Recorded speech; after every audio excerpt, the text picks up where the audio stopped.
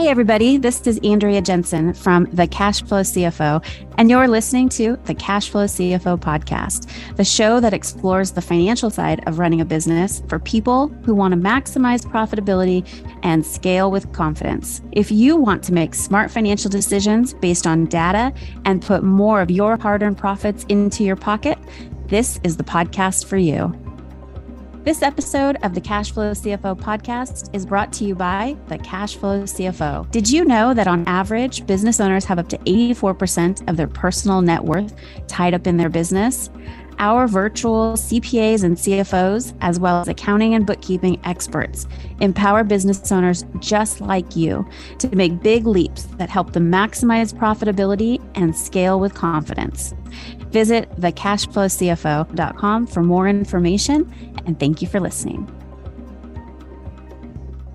Hey everyone, it's Andrea, and our guest for today is Kasim.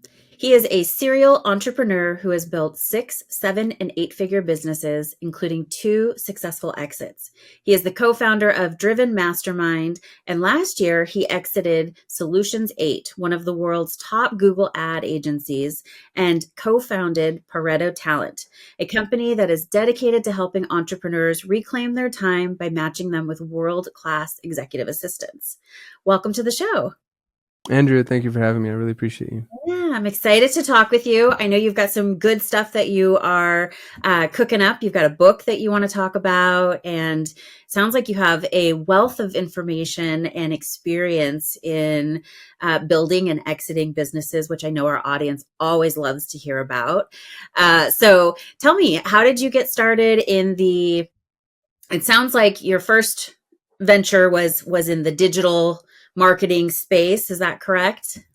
No, I've had over 100 at bats entrepreneurially. I'm the world's greatest failure. I've tried everything. That.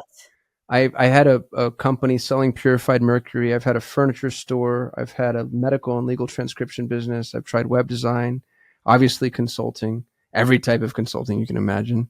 I have taken so many swings. I once sat down and tried to write it all out, and I just couldn't. It got depressing. But the digital thing, what is it?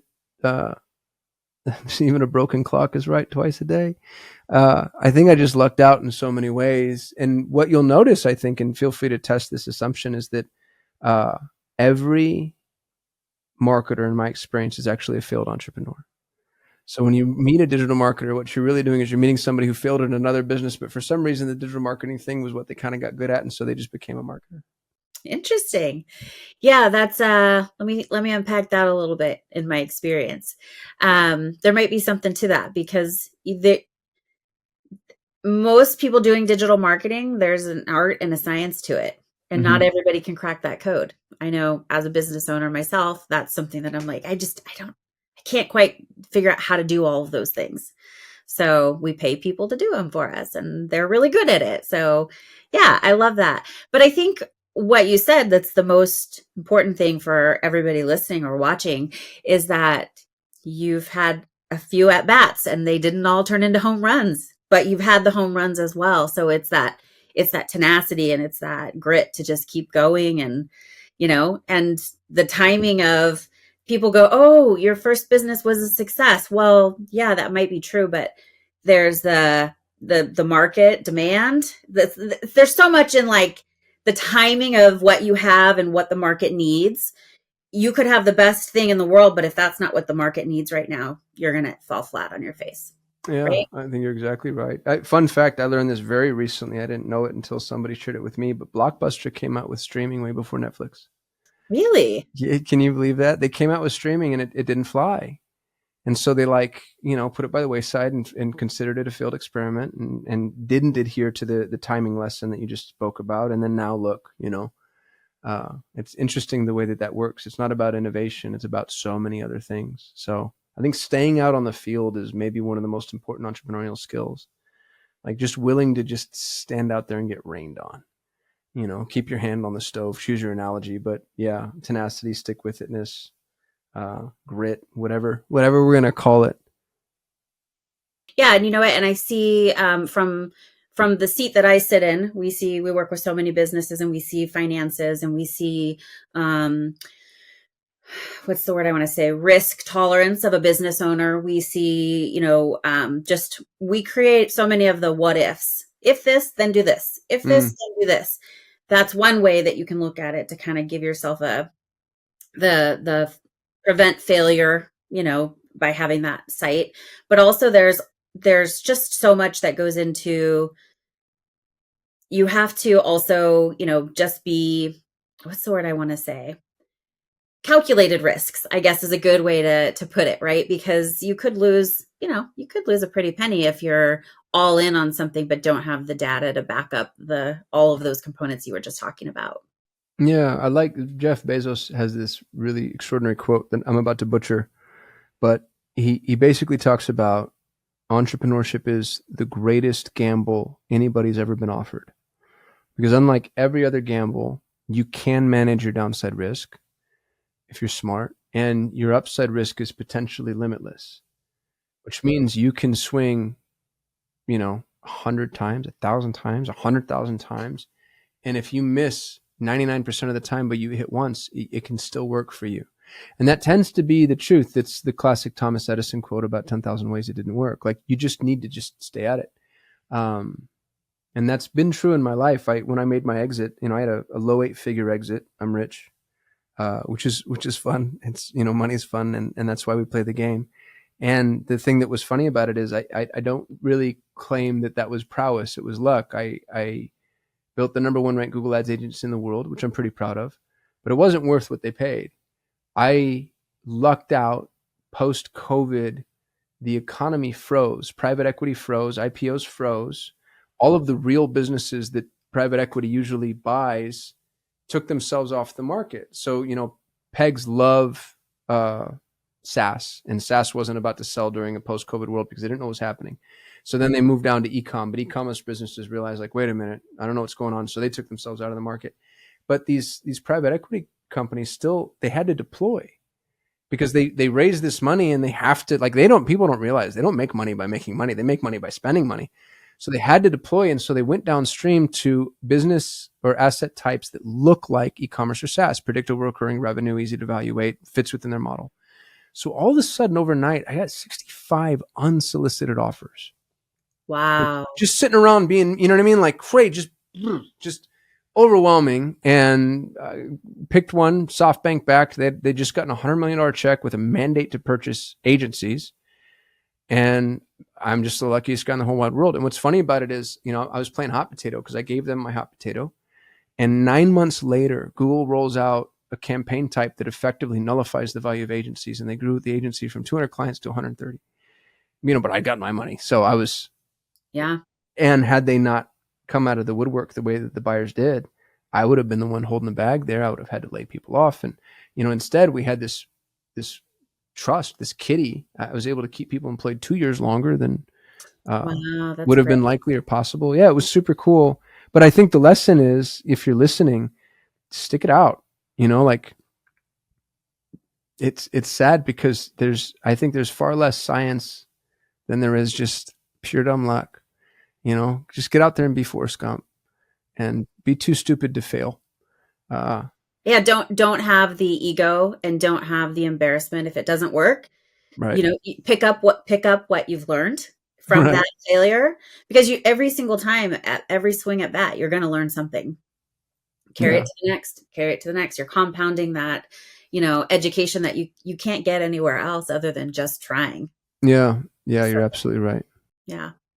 Very cool. Well, I love that. And I think, I will do a whole episode on what you just said about private equity, because people don't realize that, they have to deploy those funds within a certain amount of time, or they're going to, be in trouble. And so when you because I've had those moments too, where all of a sudden my inbox is just flooded with, oh, we want to buy an accounting firm. Oh, we want to buy an accounting firm, and then it'll be quiet for a while, and then the flood of, the emails again, and then it's quiet. And so you can pick up on these cycles, right? If you're paying attention, or if you're, know how it works. So I think that's really something that's not talked about enough in the entrepreneurial world as well.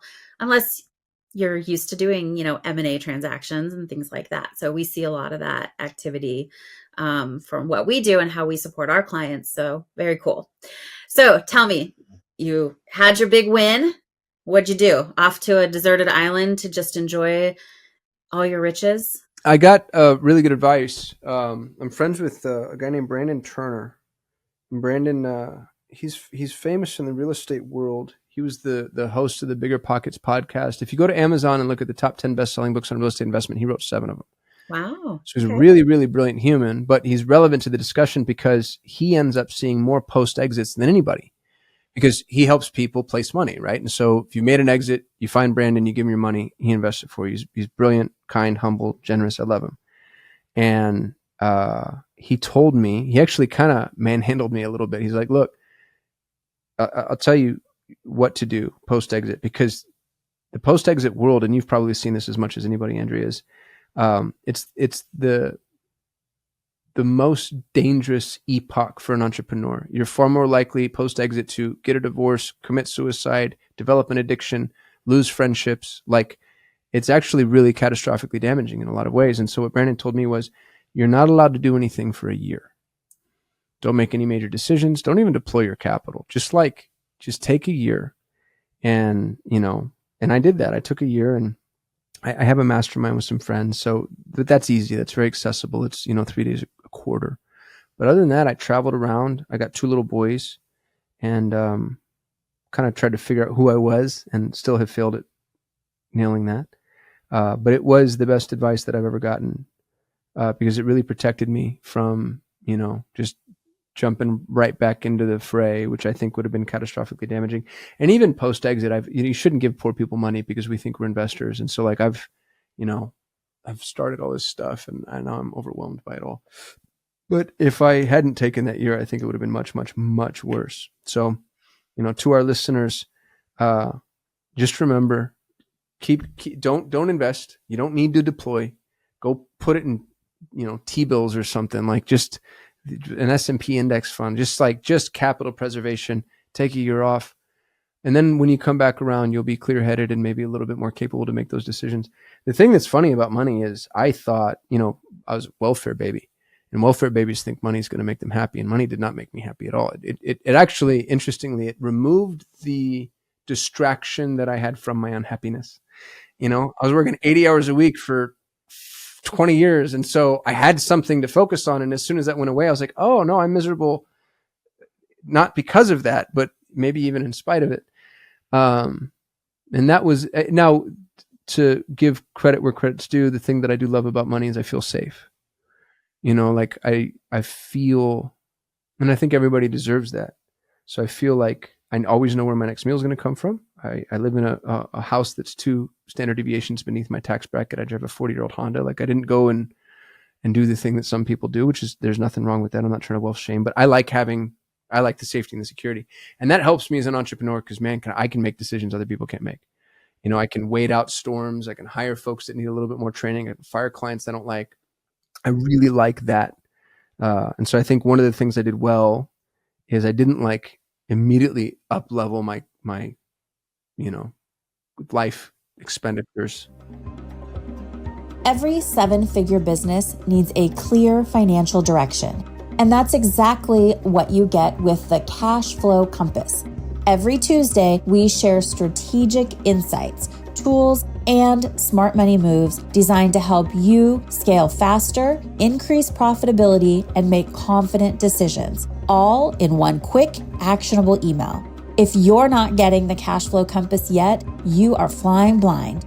Sign up for free at thecashflowcfo.com/compass and start steering your business towards predictable, profitable growth. I love everything that you just said.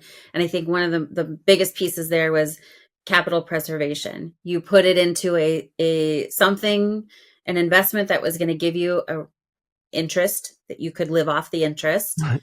And you didn't touch your principal amount. And I think that's what people go, oh, I'm going to just go spend all of it. And it's like, no. The smart way to do it is you invest your proceeds from the sale into something that you can live off the interest from. And we talk to a lot of business owners and they're like, I think I'm ready to sell. We're like, cool, let's go through this exercise to see, what is the price, what is the monthly amount that you need to live off of over how many years? And does that match with what you would be the value of your business now? And so many times there's that mismatch because they think I'm going to live off the principal. And we're like, no, you want to invest it. Yes, that goes over here and you live off the interest. Is that interest amount that it's churning off enough for you to check the box? What interest rate do you use, just out of curiosity? I like the FIRE folks like to say 4%, which is post-inflation. Is that a safe number? It's very conservative. I go between 4 and 8, depending on the sophistication of the seller, like what they're comfortable, if they've got other investments that are bringing in a certain interest rate, then we'll go with that. If they're completely new, 4% is what I safe. Yeah, I like that too. I make my money in a very risky way. And so when I invest my money, I just want to I don't want any risk. Just Mm-hmm. Yeah, you're pulling money, you're pulling the cash off the table, right? You're taking it out and so you don't want to have to worry about it. You want something that's just going to continue to compound and grow. So yeah, super good advice. I love it. Very cool. So let's talk about your book. Tell me, so you've written a book. And at the risk of sounding arrogant, I think I've written the greatest book on hiring ever written. And to put my money where my mouth is, your audience can have it for free. So generous of you. Thank you. I spent 20 years of my life learning how to find, hire, train, and retain the greatest talent in the world. So the book is called Hire. Your audience can go to thehirebook.com, and the book is free. All the templates are free. We have a worksheet, a cheat sheet. My team created a global job board that has every single job board on the planet segmented by geography and category. And there's no ascension. They're not going to download this and get offered a free course or anything. My real goal is to make my name synonymous with the word hire. And I'd really love, just selfishly, my personal mission is to help people in emerging nations find meaningful work. And so if I had, a tax relevant influence on that, let's say, if I was one of the people that helped the needle move there, I think that would be really meaningful. So I would like to say that your audience, everybody is 7 steps away from the greatest hire they've ever made. Yeah. And what a difference a good hire, the difference between a good hire and a mediocre hire and a poor hire it's a game changer. Oh, I mean, dare I say, and hopefully this isn't hyperbole, but I think it's incalculable. We named our staffing agency Pareto Talent because I think the Pareto distribution, you being a financial mind, you understand it better than most, or let's say any, but people don't really spend enough time thinking about, I think it's the most important mathematical principle in business and in life. And the other thing people don't realize is it's fractal. So the example that I give clients is, if you take an organization with 1,000 employees, the Pareto distribution, which is called the 80-20 rule. So we'll just go with 80-20, even though it's, more of an articulation of the fact that there's outweighted inputs and outputs, right? But 80-20, just for easy math, because I have a 10th grade education, 1,000 employee organization has 200 employees doing 80% of the work, which is pretty reasonable. Like anybody who's worked in 1,000 employee organization, I worked at a couple call centers as a kid, and you're like, yeah, I've seen that. There's the 200 that do the 80%. That actually makes sense. But what they don't realize is when you zoom in on the 200, 40 are doing 80% of that work. And when you zoom in on the 40, 8 are doing 80% of that work. And what that distills down to is in a 1,000-person organization, one person is doing about 25% of the work, which is insane. It's insane. And what people don't realize is you can index towards hiring that one person or the top 8, let's say. And even more interesting, most organizations repel top talent, especially the larger the organization gets, the more bureaucratic it gets. They can't stand to see existential crisis on a spreadsheet because there's no risk mitigation for that. So, if you're Quicken Loans and you're like, gosh, one person is doing 25% of our output, they don't look at that as a positive thing. In their mind, it's a key man insurance issue and they're going to go mitigate the risk. But what that really means is you take a dominance hierarchy, and all functional hierarchies are shaped like pyramids, and your highest value assets move to the top of the pyramid, and they go and they flatten the pyramid.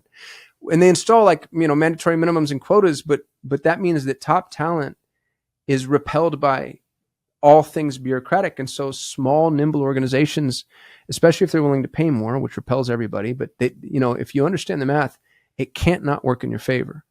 You have to pay 10% more than the high water mark. which is a lot, by the way. It's not nothing. But if you're willing to pay 10% more than the high watermark, you don't get 10% more output. You get 5 times, 10 times, 100 times. And I've seen that over and over and over again. I built the number one ranked Google Ads agency in the world. We had $100 million in ad spend under management when I sold it. According to HubSpot, who has more data on this than anybody, the average media agency was aiming at a 15% margin, which as a high watermark, aiming. I had 40% margins when I sold. And it's because I was able to attract top talent and they performed at levels that other people thought were unreasonable. I remember peers, other agency owners asking me, like, how many clients do your media buyers manage?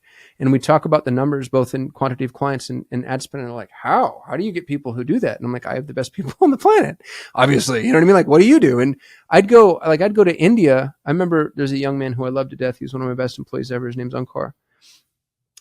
He was making 9 times what his peers were making. The average Indian specialist was making a sum of money that it was insignificant. Sadly, it was very low. And this is what Google's paying them.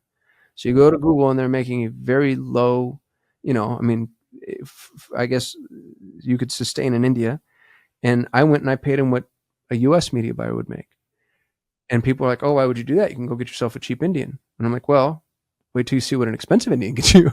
Like, I'm paying him 9 times and I got one of the best people in the world. And he handled, my top client was a publicly traded pet supplement company. And he had them, and they paid me $54,000 a month, by the way. And he had them and 14 other clients. He had a slate of 15 clients. So like the math can't not math in your favor if you go and find top talent. But entrepreneurs are taught to hire people and treat people like commodities. And it's a catastrophic error because people aren't commodities, and everything about a person that is commoditizable nullifies their value to a degree that you might as well have a robot doing that job. And we're going to experience that trade-off here pretty soon. So I think the only entrepreneurial endeavor really is talent acquisition. Because if you're an entrepreneur, you have to learn every problem is your problem. I have an ops problem, I have to learn ops. I have a finance problem, I have to learn finance. I have a fulfillment problem, I have to learn fulfillment. Or you can go learn talent. Oh, I have an ops problem. Let me find an ops person. I have an HR problem. Let me find an HR person, et cetera, et cetera. So I think if you can really crack the talent code, there's nothing left for you to do. Now it's sit back and let people that are smarter and better and wiser and faster than you just outrun you and make you money. I love it. 2 things I always say. It's not how, it's who. Yeah. And I hire smart people and I get out of their way. And that's what success is as an entrepreneur. It's like you're collecting these geniuses in their own little, area, and let them create, let them do all the things that they're so good at. I love that. Very cool. So this book, it teaches you're talking about how to do all of these things. Yes, ma'am. It's more of a workbook than it is a book. There's 7 very distinct steps. It's also kind of sneaky. The way that we've been taught to hire is exactly wrong. The whole world hires using resumes and interviews. And resumes and interviews tell you absolutely nothing about a human. And so just to give you some examples, I embed what I call fly traps. And every job description that I post, number one, it's a sales letter. People don't understand job descriptions are sales letters. You have to market yourself, be a fun place to work, have a mission, vision, values that's inspiring, pay people more, not just in money, but in things like PTO or flexibility or access or training, whatever it is that you have, give.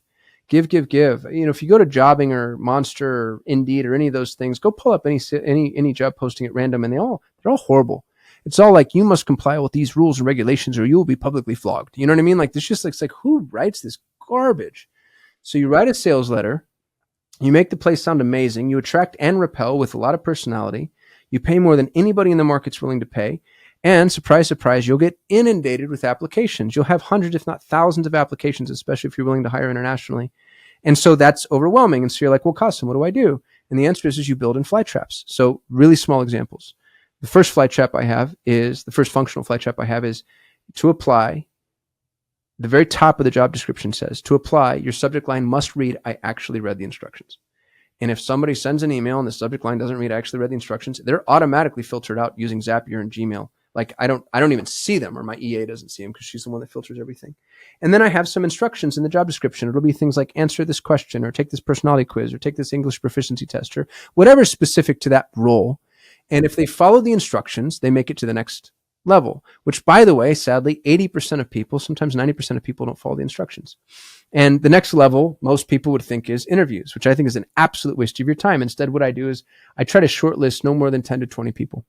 So I'm hiring for a specific role, and let's say you applied for a job with me. I'd say, Andrea, really appreciate your attention to detail, following instructions. That's exactly what I'm looking for. I really, it's awesome. I think you'd be a great fit.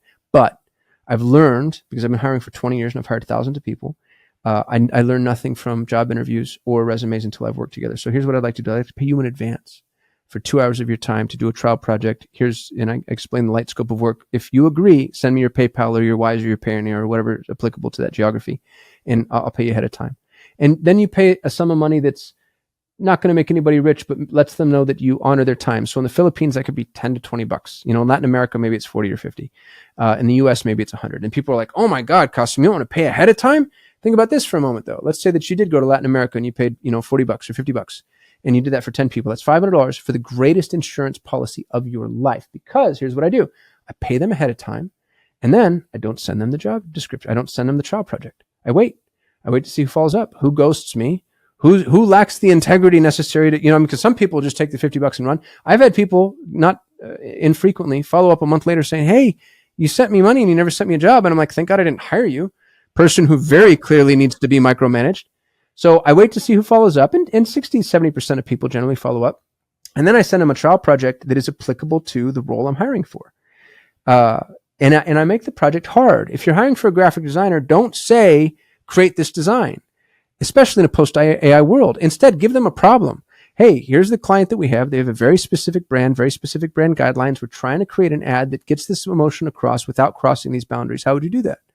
Now you get a person who really thinks for themselves. And then I'll do other things. I have hundreds of fly traps. They're all in the book. But one of my favorites is I'll ask, based on the scope of work, when do you think this will be done? Never tell them a deadline, because you want to know there's two jobs when somebody's working remotely. There's the job, and then there's the job of doing the job. Can you manage expectations? Can you communicate? That type of thing. So they say, let's say it's Monday, and they say it's going to be done by Friday. Great. Here are all the assets you need. And I'll give them like a Dropbox account with a username and login, but I'll send them the wrong password. And then I wait to see how long it takes for them to follow up. Because if I get a frantic email Thursday night saying the password doesn't work, now I know you're a procrastinator. And, there's a bunch of, for salespeople, I'll have them schedule a call with me, and then I'll cancel the call last minute, or I'll ghost them and I won't even answer it. And then I wait to see if they follow up. Because if you're sales, that's going to happen to you all the time. And you'd be shocked at how many amazing salespeople on paper don't follow up with the ghost. So take whatever's hard about the role, difficult about the role, caused you to fire before, other people have issues, and you can seed those as little fly traps, and you can start to see who's good, who's bad, who's not. At the end of this process, you're going to have 3 to 5 bloodthirsty assassins, deadly killers, like just the best people you've ever encountered in your entire life. And now your job is to not ruin them, because you can ruin peak performers in 90 days. And that'll be my next book. I'm going to write a book on delegation. But this is how I built every business that I own. And the thing that's really interesting is I'm so much more successful and wealthier than I deserve to be, because every other entrepreneur is trying to do it themselves. And all I've done is figured out how to find people who are smarter, better, faster, hungrier than me, put them in a situation where our interests are aligned, and then I cut them loose when I get out of their way. And it's been extraordinary. And it's been so fulfilling, because most people, especially in the emerged world or Western nations or whatever we're supposed to say now from a PC perspective, they're not willing to hire international people for anything but grunt work. And so the thing about that's really interesting is if you're in the US, Canada, UK, Germany, France, England, doesn't matter, you don't have access to top talent, period. Because a young man or woman who really is extraordinary wants to do 3 things. They want to go work for Google, Amazon, Microsoft, Apple, Facebook, right? Some like great big ivory tower, $12 croissants, conference room business. Or they want to go pre-IPO where they can get made a billionaire. Or they want to go into business for themselves, which, by the way, is easy here. It's easy. Like God bless this, what we've done from an infrastructure perspective. We've made it accessible. So you're left with the leftovers, and they're not bad people. My cousin's like this. I have a cousin I love. We were raised together. He's like a brother to me. He's a great father, great husband, great friend, great racquetball player. Great. I can go 15 times. But what I'm not going to say is a great employee. He makes $150,000 a year working as a supervisor at a call center, which is a bullshit phone-in job. Forgive me for saying. So all those people that are like, you're still in American jobs. No, I'm not. Those Americans don't want those jobs.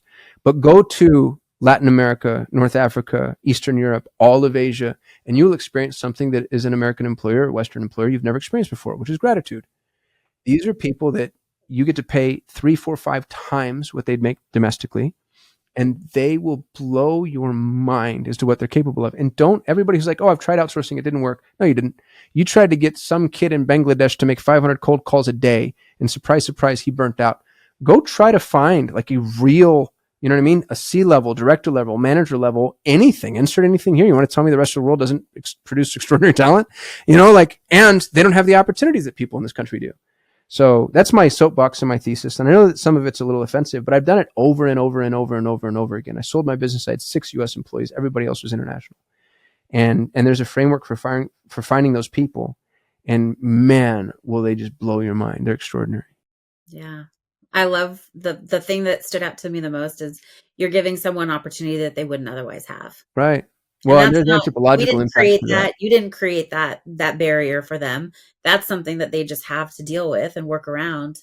But you're giving them another solution. So I love that. Thanks, Andrea. It doesn't stop me from getting yelled at on TikTok. Everybody's got an opinion. They're like, you're exploiting poor people. I'm like, how? They don't, you know what I mean? It's like how is bringing a job to somebody who doesn't have a job exploitation, especially when you pay them more? But, the TikTok warriors, nothing stops them from voicing their opinions. Yeah.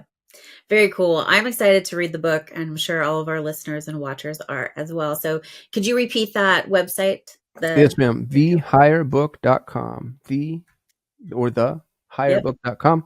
Perfect. And we'll put that in the show notes too for the episode so everyone can go and get a copy of that and check it out. And thank you for being so generous and sharing that with us. That's really cool.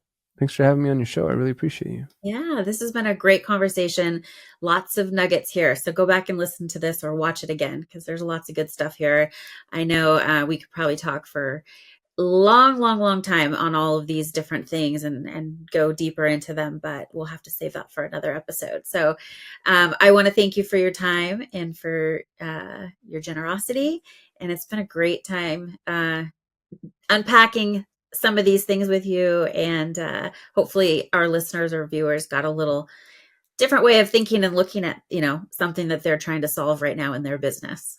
Yes, ma'am. I hope so too. Everybody who's listening, thanks for tuning in, your time and attention. I appreciate you. And Andrea, I appreciate you for having me on. Thank you for listening. Don't forget to like and review, and we'll catch you on the next episode. If you're looking for more content or resources in the meantime, check out our website for information, blogs, and our I've Got a Spreadsheet for That series. That's thecashflowcfo.com. Again, thecashflowcfo.com. We can't wait to hear from you.